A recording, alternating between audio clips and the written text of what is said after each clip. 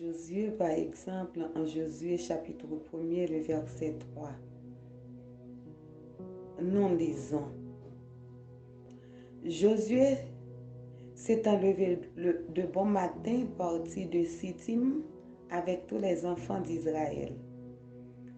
Ils arrivèrent au Jourdain, et là, ils passèrent la nuit avant de le traverser. Josué et les Israélites avaient un obstacle à franchir, le Jourdain. Ils consultèrent l'Éternel afin de surmonter ces obstacles. Après avoir passé du temps avec Dieu dans la prière, celui-ci lui donna la stratégie appropriée pour faire disparaître cette montagne. Notre Seigneur et Sauveur Jésus-Christ, lui aussi, passait beaucoup de temps avec son Père dans la prière. Marc nous dit que très tôt le matin, il se leva pour aller dans un lieu désert pour prier. Marc chapitre 1er, le verset 35. L'apôtre Paul, un imitateur attenté du Seigneur Jésus, conseille, prier sans cesse. 1 Thessaloniciens chapitre 5, le verset 17. Celui ou celle qui veut réussir avec Dieu doit lui donner les prémices du jour, c'est-à-dire la première heure, et cela d'une manière constante et spécifique. Je crois que c'est en regardant la vie de prière du Seigneur Jésus, sa discipline, sa régularité, que les disciples lui ont demandé, « Seigneur, montre-nous comment prier. » Remarquez qu'ils n'ont pas demandé à leur maître comment prêcher, mais plutôt comment prier. Ils ne lui ont pas demandé comment chasser les démons ni comment guérir les malades. Ils n'ont pas demandé à être formés pour aller évangéliser, mais plutôt que Jésus leur enseigne à prier. Ils voulaient apprendre à le faire et non comment le faire. Celui ou celle qui veut réussir avec Dieu doit passer du temps avec Dieu dans la prière. Il n'y a pas de plus grand ministère dans tout l'univers, disant un serviteur de Dieu, que celui de la prière. Et M. Barnes, un jour, avait posé ouvertement cette question. La prière est-elle un cours fixe dans les écoles de l'Église, dans l'école du dimanche, le foyer, les universités? Y a-t-il des diplômes de la grande université de la prière? L'Église, dès sa naissance, était une église à genoux, une église en prière. Les disciples persévéraient dans la prière. Actes 2, verset 42. Pierre et Jean ne rataient pas l'heure de la prière, comme l'indique ce passage que nous trouvons dans le livre des Actes. Pierre et Jean montaient ensemble au temple à l'heure de la prière. C'était la 9e heure. Acte 3, verset 1er. Le Seigneur Jésus, notre modèle, menait une vie totalement consacrée à Dieu. Il priait instamment et constamment. Tout comme nous, il avait une mission à remplir qui consistait à sauver l'humanité des effets néfastes et destructeurs du péché. Pour ce, il parlait souvent à son Père pour avoir ses conseils et instructions afin d'accomplir jusqu'au bout son objectif. La prière répétée et embarrassante est la première, la deuxième et la troisième chose indispensable au ministère. Prie, mon frère bien-aimé, prie, prie, prie. Celui ou celle qui veut marcher, réussir avec Dieu, doit s'adresser à lui en toutes choses et pour toutes choses. Car Dieu sait que nous avons besoin. Le Seigneur est notre modèle. Le moment fixé par le Père depuis l'éternité était arrivé. Après avoir soupé avec ses disciples dans la chambre haute, le Seigneur Jésus se rendit au jardin de Gethsémane pour prier. Là, il invoquait son Père pour se fortifier. Mon Père, si c'est possible, éloigne de moi cette coupe de souffrance. Pourtant, ne fais pas comme je veux, mais comme tu veux. Matthieu 26, verset 39. Et allez jusqu'au bout. Mon Père, si tu ne peux pas éloigner cette coupe de moi, si je dois la boire, fais que j'obéisse à ta volonté. Ceux et celles qui veulent réussir avec Dieu doivent apprendre à dire, comme Jésus, non pas ma volonté, mais la tienne seule. Non pas ce que je veux, mais ce que tu veux.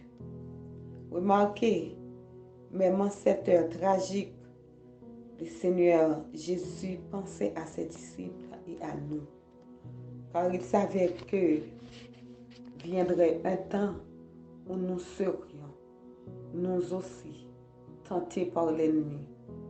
Alors, il nous exhorte à veiller et à prier pour ne pas succomber quand l'ennemi nous tentera, nous attaquera. Nous ne devons pas prendre à la légère ce reproche de Jésus. Vous n'avez pu donc veiller 1 heure avec moi? Parfois, nous pensons que ce reproche s'adressait exclusivement aux disciples qui étaient avec Jésus dans le jardin de Gethsémane. Quelle méprise! Le reproche de Jésus s'adresse aux rachetés de l'Éternel, aux disciples de tous les temps. Nous ne pouvons pas vivre sans respirer. La prière, c'est la respiration de l'âme. Si notre corps doit respirer sans cesse, il en est de même pour notre âme. C'est pourquoi l'apôtre Paul exhortait les frères et sœurs de Thessalonique de prier sans cesse. 1 Thessaloniciens 5, le verset 17. Nous devons prier et chercher la face du Seigneur au moins pendant 1 heure, et cela très tôt le matin. En le faisant, nous montrons à Dieu que nous l'aimons, le respectons et l'honorons tellement que nous lui offrons notre première heure du jour, et cela d'une manière constante. 1 heure n'est qu'un minimum, car Dieu nous demande les prémices, ou encore la dîme de la journée. Un jour à 24 heures, la dîme est égale à 10%. Celui ou celle qui veut réussir avec Dieu devrait passer chaque jour au moins 2h40 avec son Seigneur, s'il veut donner à Dieu la dîme du journée. Je participais il y a quelques années à une retraite à Fort Lauderdale d'elle. Chaque matin, avant la dévotion, je me rendais à la chapelle vers 5 heures du matin pour passer un temps dans la prière et la méditation. Je pensais être le premier à agir ainsi. Mais chaque matin, en arrivant dans la chapelle, il y a déjà un frère qui m'avait précédé. Alors, un matin, je lui ai posé la question qui me trottait dans la tête. Mon frère, à quelle heure te lèves-tu? Alors, il me dit, il y a quelques années, je me suis décidé à donner à Dieu la dîme de mon temps. Chaque jour, je me lève à 3 heures du matin et je passais 2 heures et 40 minutes dans la prière et la méditation avec Dieu. C'était pour moi toute une révélation. L'Éternel Dieu nous a donné Jésus-Christ comme prémisse, 1 Corinthiens 15, verset 23. Il ne saurait être autrement car Dieu n'est pas injuste pour nous donner quelque chose qu'il ne nous a pas donné d'avance. En voyant Jésus-Christ sur la terre pour nous racheter, il nous a fait le plus beau cadeau. Donnons-lui aussi ce que nous avons de plus précieux, 1 heure de dévotion matinale. Dieu ne manquera pas d'ouvrir pour nous grandement les écluses des cieux et de verser sur nous ses multiples bénédictions. Ne nous a-t-il pas conseillé en Malachie? Apportez à la maison du trésor toutes les dîmes, afin qu'il y ait de la nourriture dans ma maison. Mettez-moi de la sorte à l'épreuve, dit l'Éternel des armées, et nous verrez si je n'ouvre pas pour vous les écluses des cieux, si je ne répands pas sur vous la bénédiction en abondance. Malachie 3, verset 10. En 1966, un frère faisait face à de grandes difficultés et il expliquait ses déboires à un autre frère de la congrégation. Sa femme lui créait des problèmes parce qu'il ne gagnait pas assez d'argent et il passait beaucoup de temps en dehors de sa maison. Là où il travaillait, il supervisait les employés, mais ceux-ci ne donnaient pas souvent de bons rendements et l'employeur lui faisait constamment des reproches. Ce frère lui indiqua l'adresse d'un serviteur de Dieu qui pourrait l'aider. Il se rendit chez ce bien-aimé et lui raconta ses déboires. Celui-ci lui dit, « Mon ami, en 1958, j'avais, moi aussi, beaucoup de problèmes. Je pensais de me suicider quand j'ai rencontré quelqu'un qui m'a donné un secret. » Il lui dit, « Veux-tu donner à Dieu la première heure du jour? » Je lui ai répondu, « Évidemment, je veux bien. » Alors il lui dit, « Si dans 6 mois il n'y a aucun changement positif dans ta vie, reviens me voir et je te donnerai un chèque. » Puis il pria avec le jeune homme qui partit. Alors, ce frère a mis ce conseil en pratique et 4 mois plus tard, il trouva un emploi plus payant et travailla 2 fois moins. Il avait du temps à consacrer à Dieu et à sa famille. Il continuait de persévérer dans la prière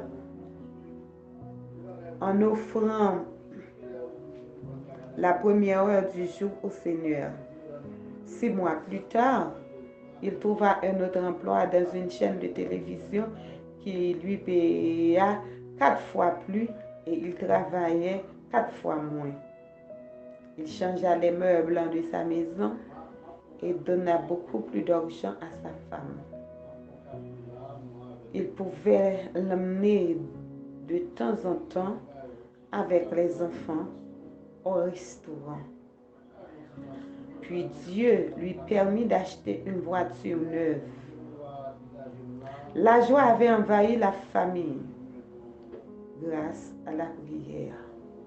Dieu a restauré la paix au sein de son foyer par l'intermédiaire du Saint-Esprit.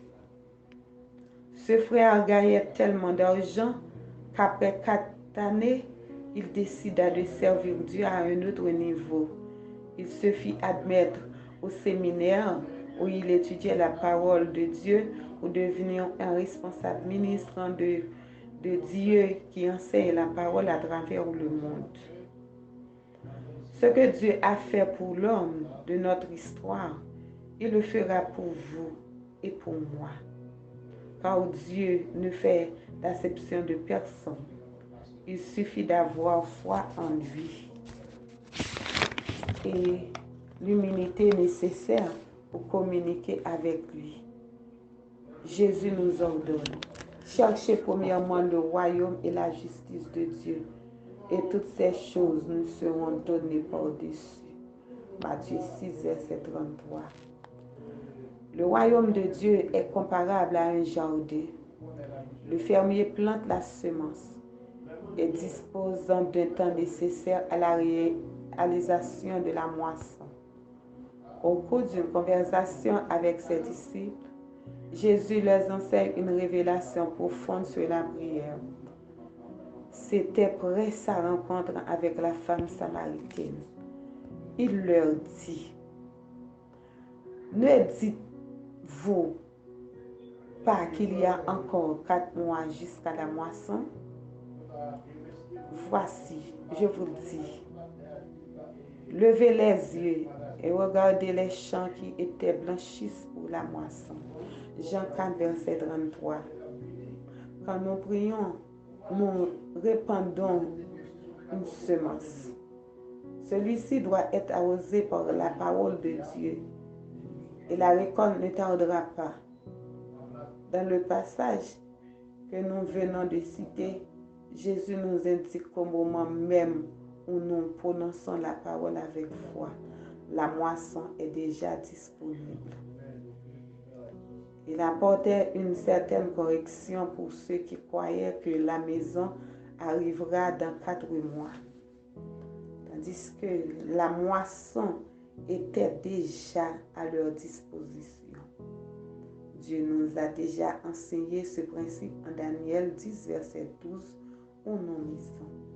Il nous dit: Daniel, ne crains rien, car dès le premier jour où tu as eu à cœur de comprendre et de t'humilier devant ton Dieu, les paroles ont été entendues, et c'est à cause de ces paroles que je viens.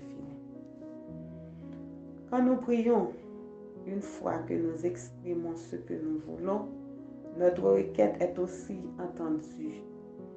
Dieu nous envoie la réponse, mais c'est notre foi qui nous persévérance qui concrétiseront notre demande. Or, dans le cas des disciples, la moisson était dans 4 mois. Mais Jésus leur dit: détrompez-vous. Regardez les champs qui étaient blanchis pour la moisson. Déjà, en Matthieu 9, verset 37, Jésus avait demandé aux disciples de prier, car la moisson serait grande, mais il y a peu d'ouvriers. La femme samaritaine avait fait un excellent travail d'évangélisation dans la ville de Samarie.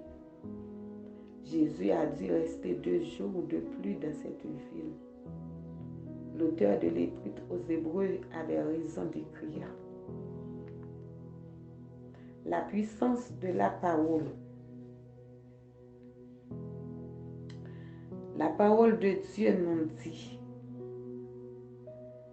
si 2 ou 3 s'accorde sur la terre pour demander quelque chose, il leur sera accordé. C'est la promesse que Dieu nous a faite. Frappez et l'on vous ouvrira.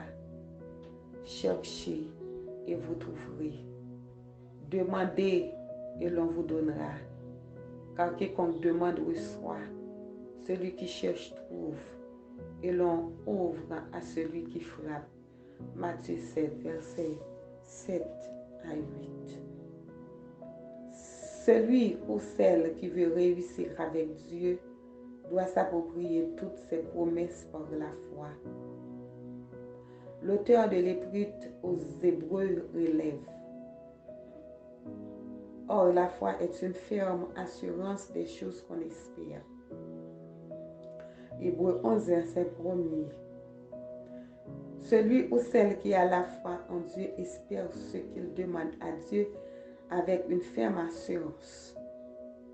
Ainsi, il est important d'utiliser la parole de Dieu dans nos prières. Car lorsqu'on prie selon les Écritures, on permet à Dieu d'entendre les promesses qu'il nous a faites. La Bible nous enseigne à avoir la foi en Dieu. Tout est possible à celui qui croit. La prière est la respiration de l'âme. Ne l'oublions pas. Si nous ne prions pas, ce sera l'asphyxie. Nous sommes à un tournant de l'histoire du monde où ce qui se passe aujourd'hui dans notre société et dans le monde entier devrait nous porter à prier avec foi. Jésus-Christ est la porte. Nous devons veiller et prier comme le Seigneur nous l'ordonne. Nous vivons dans un monde où le danger nous guette à chaque pas. L'apôtre Paul avait raison quand il écrit aux chrétiens de Rome: le juste vivra par la foi. Romains 1er, verset 17. Ceux et celles qui veulent réussir avec Dieu doivent vivre par la foi. Il n'y a pas pour eux d'autre alternative. L'auteur de l'Épître aux Hébreux rappelle: Or, sans la foi, il ne saurait être question de lui être agréable. Si quelqu'un s'approche de Dieu pour entrer en communication avec lui, il faut bien qu'il croie d'abord à son existence et qu'il ait la conviction que Dieu récompense ceux qui le cherchent de tout leur cœur. Car la foi qui a fait agir Noé,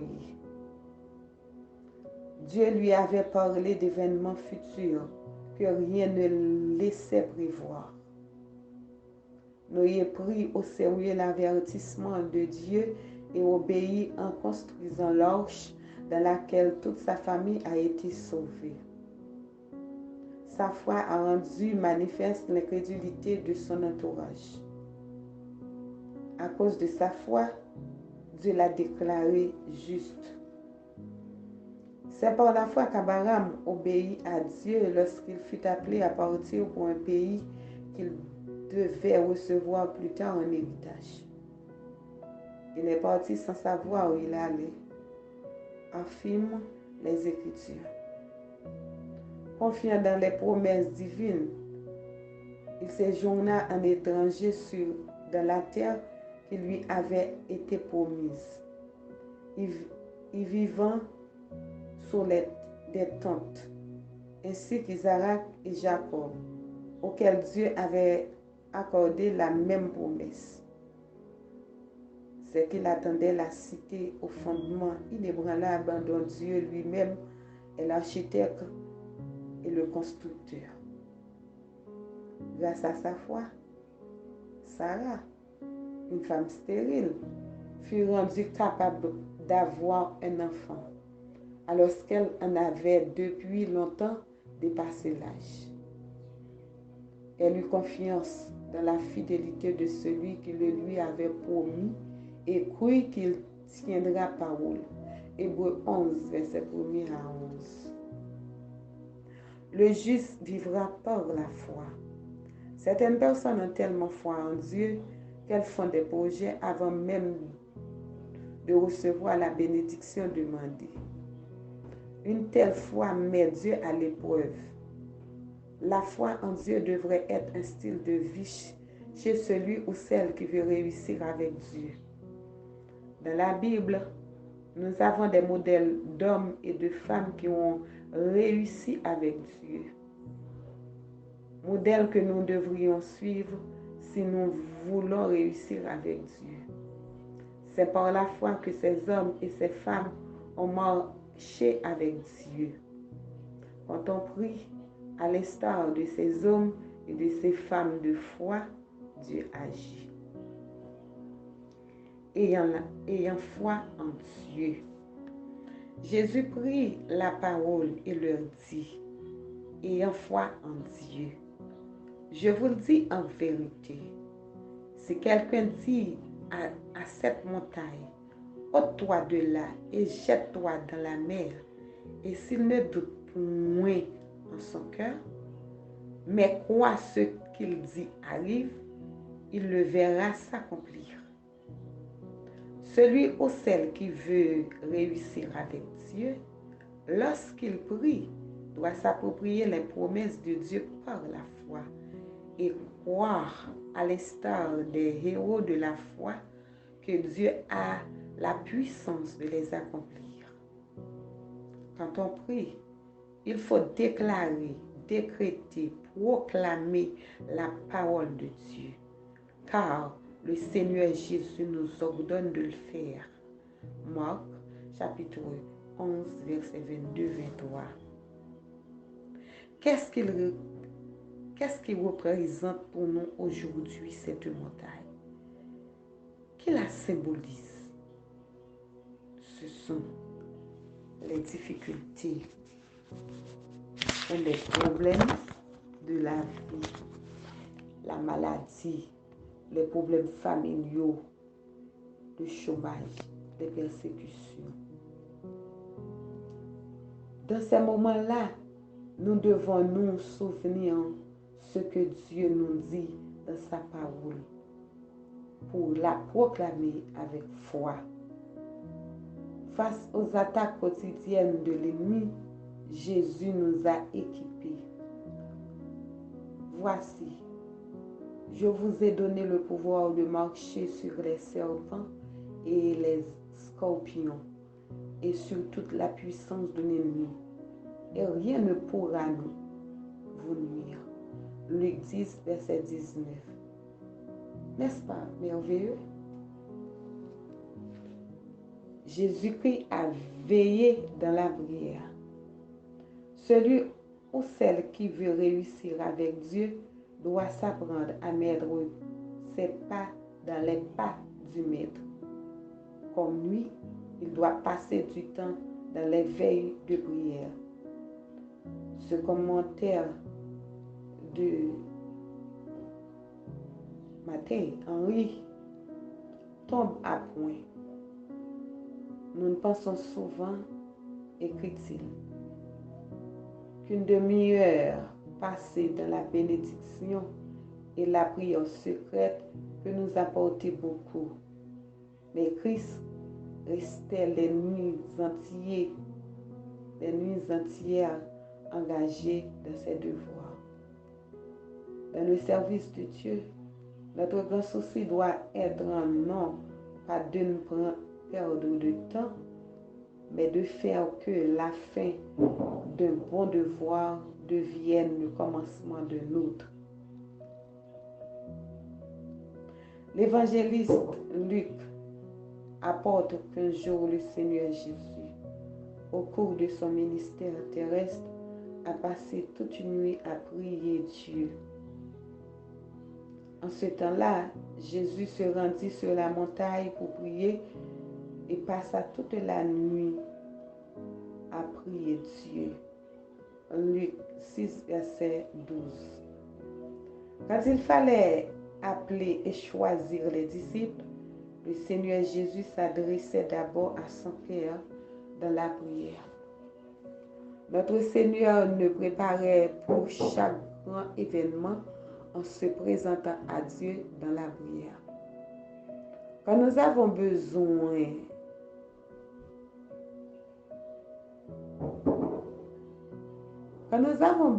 de collaborateurs sérieux dans le ministère, comment procédons-nous?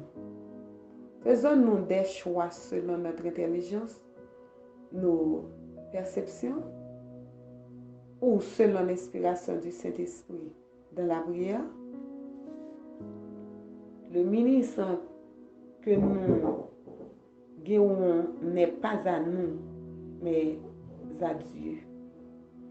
Il revient donc de le consulter au sujet de chaque décision que nous aurons à prendre. Moïse, le serviteur de Dieu, est un exemple vivant. Avant chaque décision, il consultait l'Éternel. Face aux eaux amères de Mara, Moïse cria à l'Éternel, qui lui indiqua qu'un bois qui jeta dans l'eau.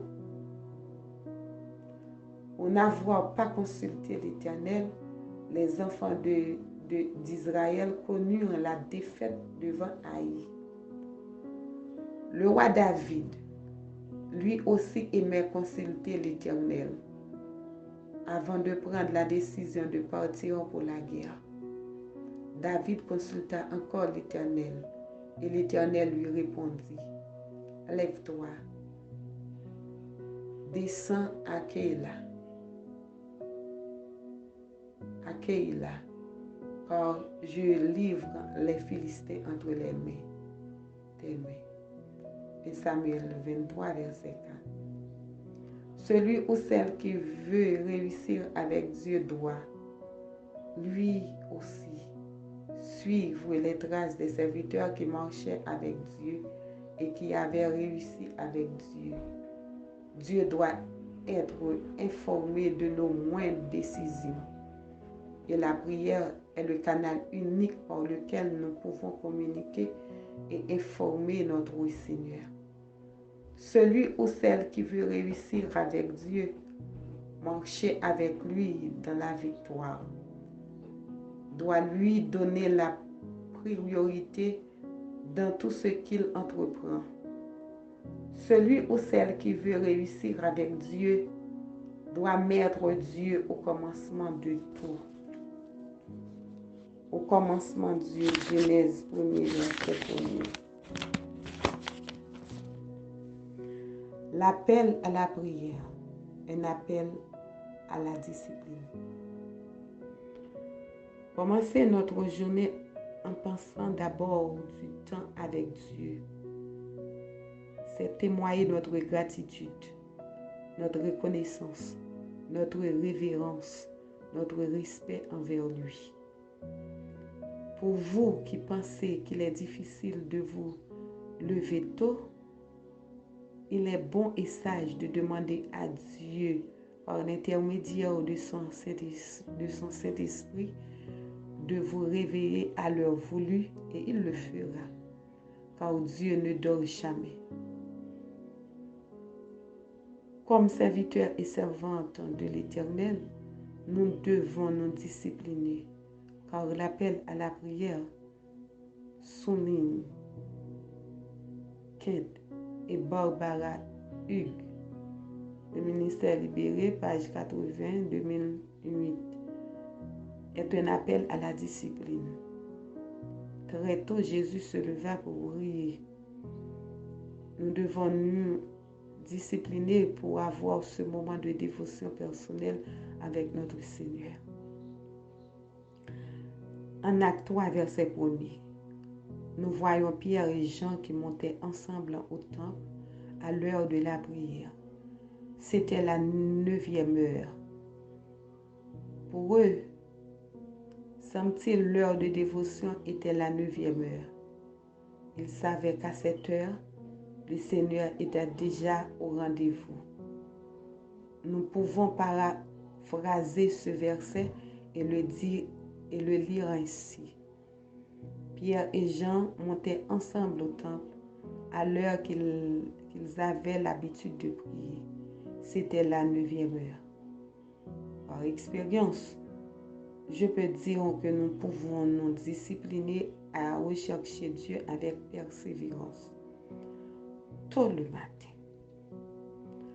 Dieu nous appelle et nous invite à le rencontrer et à communiquer avec lui par le canal de la prière. Invoquez-moi, je te répondrai. Je t'annoncerai de grandes choses, des choses cachées que tu ne connais pas. Jérémie 33, verset 3. L'Éternel nous conduira aux sources abondantes de la vie pour que nous soyons forts et puissants. Nous devons passer du temps dans la prière. Quand nous prions, nous recherchons Dieu. Nous devons le faire parce qu'il est et non pour ce qu'il peut nous donner. Comme ministre de l'Évangile, Dieu nous attend dans la prière pour nous donner ces saintes grâces, que nous soyons mieux équipés en vue d'aider nos frères et sœurs dans la foi, pour les édifier, les consoler, les restaurer et les encourager. Notre premier appel comme serviteur et servante de Jésus-Christ, c'est de rechercher la présence de Dieu dans la prière. Celui ou celle qui veut réussir avec Dieu ne doit garder pour lui-même ses fardeaux. Au contraire, l'apôtre Pierre conseille plutôt: mettez tous vos soucis dans la main de Dieu parce qu'il prend soin de vous. 1 Pierre chapitre 5, verset 7. Pour que notre ministère soit un ministère béni, remettons à Dieu nos soucis. Nous sommes serviteurs de Jésus-Christ et tout serviteur, pour mieux servir son maître, doit lui parler afin de connaître son cœur. C'est effectivement dans la prière et la lecture de la parole de Dieu que nous arrivons à connaître Dieu et notre Seigneur Jésus-Christ. Josué conseillait aux enfants d'Israël de ne pas négliger la lecture de la parole de Dieu pour avoir du succès. Répète sans cesse les enseignements du livre de la loi. Redis-les dans ton cœur jour et nuit. Ainsi, tu t'efforceras d'obéir à tout ce qui est écrit. De cette façon, tu mèneras tes projets avec succès et ils réussiront. Josué 1er verset 8. Celui ou celle qui veut réussir avec Dieu doit être un homme ou une femme de la parole. Mais il y avait un mariage entre la méditation de la parole de Dieu et la prière. Parce que quand nous méditons la parole de Dieu, Dieu nous parle.